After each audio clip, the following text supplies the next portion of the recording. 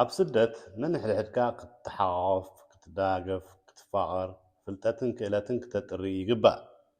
هاجري انت هاجرات اللي زي كونس نهاجري انت هجبر الله نهزبي انت هجبر الله نبل يسقبأ نانيرو ناتنا تولدقن كفاء زمولو نحاو زي فكر كحالفلو زي دليو ناب إقزابير كقرب زي دليو كأننا حماي تعبتين ياسب كوينو له حساد بودا منفس آبان الله نبلح زقدم نمهور زدنقر نحبو زلو دما ندحريت زقوت التولد تغيرنا حقا فقري أمونغو هزبي تأفيو ني حبار صلاي نحاصر غزي أخاقيبنا نيرو أبصل إز تمسرت حدنت سلزنبرغن نوحي صنحن من إسيات نولدي كدفرو مسجمرو سبيتن سبعايا ولاد نولاديو كدفرو مسجمرو إتا أخبروت اندا قدله إتا زي مسمع اندا بزحة إتا صلي اندا بآسك خيط صنحهم أبزي حجي وان دما قولي حير الله نايزي حجي زرزالله ببوليتيكا أسابيبكا حد مكتال تراي زي كونس نمساي انتا عينت ولدو نفر لنا تكاات ولدنا انتا يمسلو أزيو زسكفيو مهنياتو زرانا ينا نعاص الزلنا نحاد خابزهم تقاومتي ينا زبلو أب وزاي كوينكاسي نيرترا انتاي أبركت كالا مساي مدواتكا انتايو نزلت سقامات نا هاجر كاخه بمنتاي يخم كتفتحوه دحريخه انتاي لو تاتيهم كتغور انتاي الكايو كفو نايت منغستن قلت ناي حزبن ترايز نغركا كتول صلي خمزلو ويس قلصلكا كاوس ترفها نخلو منغستون دغافيون سراويتون تاريخون بونقيرو حقق قابلو حساب الحوارن كنطفو ينايز بلكا ازي كاب كتول صلئن قيمن زتلعله سلازخونه ينبر سلا بوليتيكا ترايت زخون نيرو حدش حساباتن بلحاتن امصيه كأمونه ملميلا خنقحه كردو حوي سلازخونه حدغت غبرليه ببقرب كهانصه مبل نيرو نسخه ኤርትራው ኾንካ ብዛዕባ ኤርትራ ዝኾነ ጽቡቕ ነገር ትዛረብ እንተጀሚርካ ደስ አይብሎምኒ ኤርትራው ስምዒት ኤርትራው ሃገራውነት ኤርትራው ታሪኽን ክብርታትን ክዝንቶን ክዕቀብን አይደሊኖም ናይ ኤርትራ ዋላ ሓንቲ ጽቡቕቲ ዝበሃል ሞራል ንህዝቢ ኢልካ እንተተዛሪብካ ጸላዮም እዮም ዝገብሩኻ ብዛዕባ ጅግነት ሰውራኻ እንተተዛሪብካ ሞ ቀንዲ ጸላዮም ሃትኸውን ናይ ኤርትራ ነገርሲ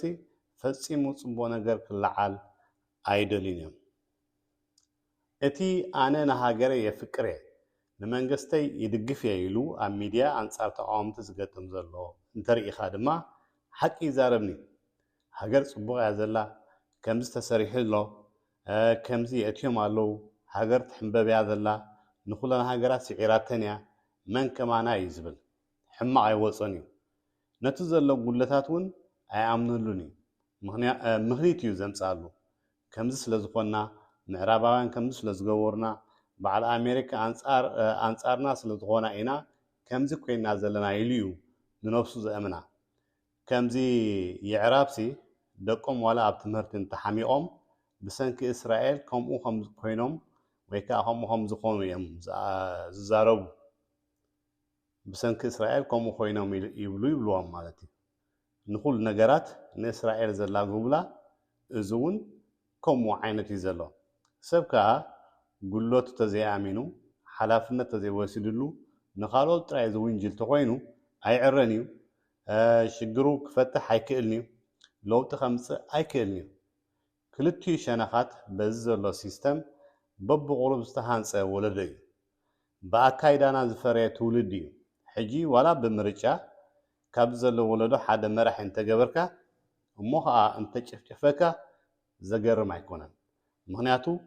ኣብ ኩለን ናይ ኣፍሪቃ ሃገራት ከምኡ ዓይነት ኣካይዳ እዩ ዘሎ እቶም ሞዴሉ ንሳቶም እዮም ኣቦታት እውን ከምኡ እዮም ዝገብሩ ዘለዉ ስጋብዚ ሕጂ እዋን ሰቡት ናይ ዓድና ነንስቶም ንደቆም ብበትሪ እንዳቆሽመዱ እዮም ዝሕዝዎም እቲ ውላዶም ድማ ልክዕ ኸማ ዋላ ይሰደድ እምበር ሙሉእ ብሙሉእ ኣይተለወጠን ዘሎ ሰብ ናይ ባዕሉ ክፍኣተ ግብሪ ኣለዎ በቲ ዘሎ ኩነታት እውን ክፍኣተ ግብሪ የጥሪ እዩ ኢኪት ያ ንኢኪት ትወልዳ ስለዚ ተቃዋምቲ ኮንኩም ግን ህግደፍ ምስ ከደ ሕነኽ ትፈድዩ ክትጸባጸቡ ህዝቢ ክተጥፉ ተሓስቡ እንተሊኹም ኣይጽቡቕን እዩ ኣብ ቅድሚ እግዚኣብሔር ሰብ ብባህሪኡ እምበር ብኣውራጅኡ ብቋንቁ ብዓሌቱ ኣይኮነን ዝግለጽ ኣብ ዘለናዮ ዘመን ናይ ጥፍኣት ግዜ ስለ ዝኾነ ከም ክርስቲያን ኮይና ምሕሳብ ከልየና እዩ ምክንያቱ ሓደ መዓልቲ እግዚኣብሔር ዝቐብኦ ንጉስ ህዝቡ ዝጥርንፍ ንሃገርናን ከባቢናን ሰላምን ቅሳነትን ዘስፍን መምጽኡ ኣይተርፎን እዩ ንዕኡ ንምራይ የብቃዕና ኣብ ሓንቲ ሃገር ፍልይ ዝበለ ኣተሓሳስባ ዘለዎ ሰብ ብዛዕባ ፖለቲካ ብዘይገድስ ኣብታ ሃገር እንታይ ይግበር ኣሎ ብዘይገድስ ተውህቡ ኣለልዩ ብናይ ገዛ ርእሱ ራእይ ዝጓዓዝ ካብ ኩሉ ነፃ ዝኾነ ኣካል ወይ ከዓ ሰብ ክህሉ ጽቡቕ እዩ ንሱ እዩ ድማ ነቲ ሃገር ዘመዓብላን ዝረጋግኣን መንግስቲ ንሃገር ኣየማዕብልኒ ዝኾነ መንግስቲ ባይታ ግን ይፈጥረልካ ውሕስነት የስፍነልካ ንኽተውፍር ክሰርሕ ክትምሃር ዕድል ይኸፍተልካ መሰረታዊ ዝኾነ መሳለጥያታትን ቀረባትን ድማ የዳሉ ጸጥታ ይኽብረልካ ድሌትካ ክትገብር ክትመራመርን ክትድህስስን ናጽነት ይህበካ እምበር ዝኾነ መንግስቲ ክንዲ ዝነፍዕ እንተነፍዐ ብዘይገድስ ንሓንቲ ሃገር ኣየማዕብላን እዩ ንመማዕበሊ ዝኸውን ሲስተም ንመማዕበሊ ዝኸውን ሕገ መንግስትን እስትራቴጂን ግን የውፅእ ባይታ የዳልወልካ ንኣቦታትና ናብ ሜዳ ወፅዮም ግንባሮም ሂቦም ምስ ጸላኢ ክረጋረጉ ከለዉ እኮ ፖለቲካ ኣይኮነን ኣውፂዎም እንታይ ደኣ ዓመፅ ማእሰርቲ ቅትለት ስለ ዝበርትዖም ኩሉ ሓደ እዩ ኣብዚ ኮንካ ሞት ኣብኡ ኸይድካ ሞት ኢሎም ናይ ሓባር ጸላእያ ሰጒኳ ናይ ሓባር ፍትሒ ምምጻእ እዩ ነይሩ እቲ ዘውፅኦም ዕላማ ተቐንዲ ዕላማ እቲ ድርኺት ከምኡ ስለ ዝኾነ ድማ ንሶም ተዓዊቶም እቶም ጨቆንቲ ስርዓት ድማ ጠፊኦም ስለዚ ንስኹም ድማ ንኹሉ ሰብ ብፖለቲካ ክሰብክዎ ጽልኢ ክትምህርዎ ክትመቓቕልዎ ኣይትድልዩ ኩልኹም መንእሰያት ኣምላኽኩም ኣይትረስዑ ህዝብኹም ኣይትኣኽብሩ ሓድሕድኩም ደም ምፍሳስ ጠጠው ኣብሉ ፍቆዶ ሃገራዊ በዓላት ከይድኩም ኣይትበኣሱ ምክንያቱ ብኸምኡ ዝልወጥ ሕብረተሰብ ብኸምኡ ዝወድቕ ስርዓት የለን ድሓርካ ሰራዊት ኤርትራ ብዓርስቲ ወዲ ህዝቢ ኤርትራ ልዕሊ ዝኾነ ሰብ ነቲ ሃገር ዝገብረላ ዘሎ ትእዛዙ ዝፍጽም ዘሎ ታሪኹ ርስቱን ሃገሩን መንነቱን ዓቂቡ ዝኸይድ ዘሎ ምዃኑ ኣይንረስዕ ከም ዘይናትኩም ኣይትረኣይዎ ሃገር እንተደሊኻ ንዕኡ ሒዝከያ ድሓርካ ዋላ ምስለት ናይ ፖለቲካ እውን የለን ገሊኹም ንኣብነት ንፍትሒ ንቃለስ ኣለና እንዳበልኩምሲ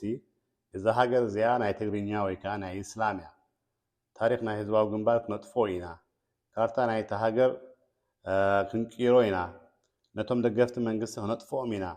ንከምዚ ዓይነት ሃይማኖት ክነጥፎ ኢና ዶ ይበሃል እዚ እሞ ሲቪላውና ዓብዪ ምፍጣር እምበር ፍትሒ ምምፃእ ኣይኮነን መጀመርያ እሞ ናብ ሃገርካ ተመለስ ነታ ዘላ ሃገር ከም ዘላታ ወንን ሰላም ኣስፍን ድሕሪኡ ካልእ ዝሓሸ ስነ ሓሳባት ንኩሉ ዝጠቅም ተምፅእ እዚ ከምዚ ዓይነት ኣካይዳ ግን ንዝበዝሐ ህዝቢ ኤርትራ ዘይጠቅም ሕቶ ህዝቢ ዘይምልስ ንህውከትን ሃገር ምፍራስን ዝዕድም እዩ ኣሜሪካውያን ብወያነ ገይሮም ክገብርዎ ዝሓሰቡ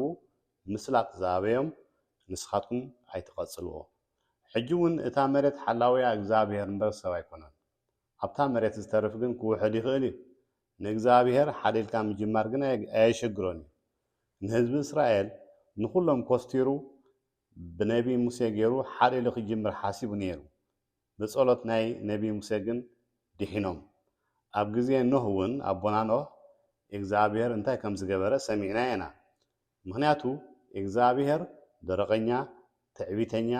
ቂመኛ ዓማጺ ፍርሃት ኣምላኹ ዘይብሉ ሰብ ወይ ሕብረተሰብ ኣይፈቱን እዩ ወለዲ ብስነ ምግባር መራሕቲ ሃይማኖት ብመንፈሳዊ ኣካይዳ መራሕቲ ሃገር ድማ ነቲ ጽቡቕ ባህልን ልምድን ሃይማኖትን ናይቲ ሕብረተሰብ ዝትንክፍ ሲስተም ብምውጋድ ነዚ መንእሰይ ካብ ጥፍኣት ወፂኡ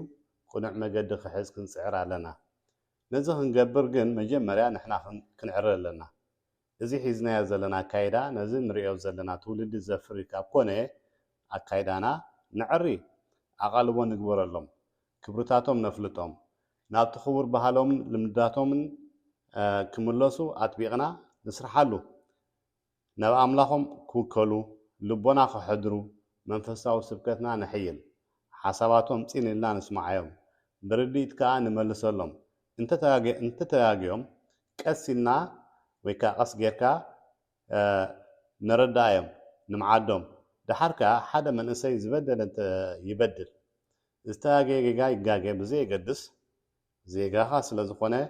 ኣብ ስደት ክሽገር ከሎ ብካልኦት ሃገራት ኣደራዕ ክወርዶ ከሎ ክዕመፅ እንከሎ ክንጣበቐሉ ኣለና ደሃዩ ክንገብር ኣለና ኣለናልካ ንበሎ ሚዛን ንሃቦ ሞራል ንሃቦ ንሱ ከዓ ይግደሱለዮም ባይሉ ተስፋ ክገብር እዩ ሞራሉ ኣይወድቕን እዩ ብዙሕ ኣብ ምፅያቕ ኣይክውዕል እዩ ሽዑ ንመሰሉ ክቃለስ ይኽእል እዩ ክቃወም ይኽእል እዩ ኣንጻር ክብርታቱን ኣንጻር ክብርታት ህዝቡን ሃገሩን ግን ኣይከይድን እዩ ድሓር ከዓ ከምኡ ምግባርና እኮ ንጥቕምና እዩ መንግስቱ መራሕቲ ሃይማኖቱ ህዝቡ ኩሉ ብዛዕባ ዜጋታቱ ዝጣበቕ እንተኾይኑ እኮ ብዓለም ደረጃ ዝወሃቦ ኣቓልቦን ክብሩን እዩ ዝዓቢ ዘሎ ክብሪ ናይ ህዝቢ ኤርትራ ክብሪ ናይ መንግስቲ ኤርትራ ክብሪ ናይ ሃገረ ኤርትራ ኢና ነዕቢ እንድሕር ብዓለም ይፈልጡ